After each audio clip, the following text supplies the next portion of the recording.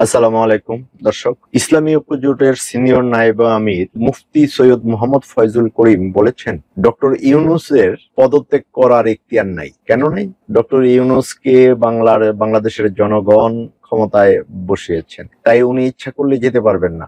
তার মানে এটা জিনিসটা এরকমটা বোঝানো হয়েছে যে বাংলাদেশের জনগণ ওনাকে যেতে দিবেন না। তো তো রাখবেন কিভাবে? জনকণ্ঠের একটি রিপোর্ট, চলুন বিস্তারিত শুনি। পদত্যাগ করার এখতিয়ার ইউনূস সরকারের নেই, ফয়জুল করিম।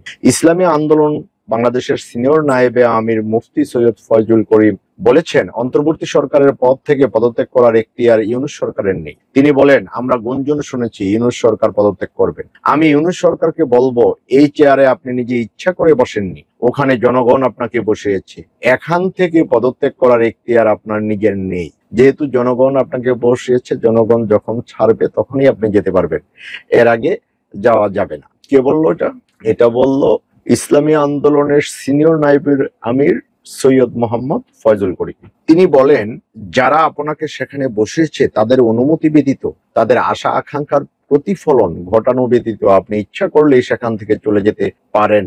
এটা আপনার শান ও মানের সঙ্গে সঙ্গতিপূর্ণ নয়, এটি আপনার ব্যক্তিত্বেরও পরিপন্থী। কারণ আপনি একজন আন্তর্জাতিক ব্যক্তিত্ব, আপনার ব্যক্তিত্বেরও পরিপন্থী।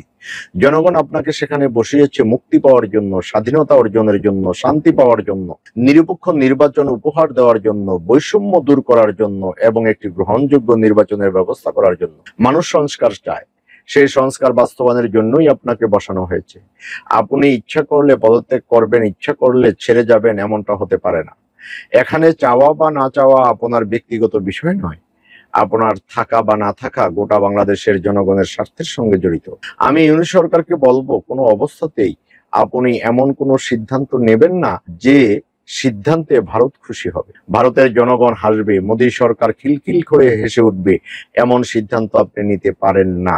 বরং এমন সিদ্ধান্ত নিতে হবে যাতে বাংলাদেশের মানুষ সত্যিকার অর্থে স্বাধীনতা অনুভব করতে পারে, স্বাধীনভাবে বাঁচতে পারে। তাইলেই হবে কাজের কাজ।